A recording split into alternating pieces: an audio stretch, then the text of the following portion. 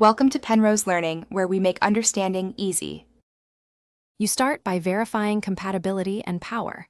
Identify the TV port type and the drive's connector, then confirm the file system. If the drive uses more power than the port supplies, use a powered hub, otherwise the TV may not read it. Once done, insert the drive firmly into the TV's USB port and power on the TV.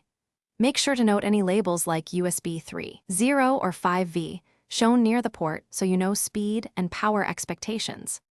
You navigate to the TV's input or source menu and choose the USB or media player entry. Use the remote to browse folders. TVs show file types separately, which helps you find video, photo, or audio quickly. If a file won't play, check codec compatibility and try a different format.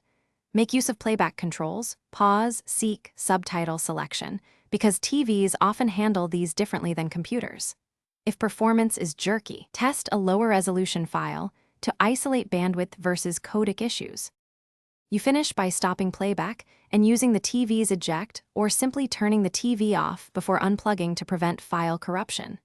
If files fail repeatedly, update the TV firmware because manufacturers add codec support and stability fixes. Make sure to try another USB drive or another port to rule out hardware faults.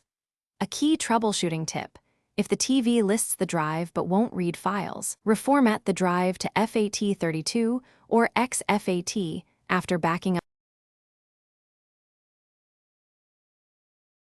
Thanks for watching. If this was helpful, leave a like and consider subscribing. See you next time.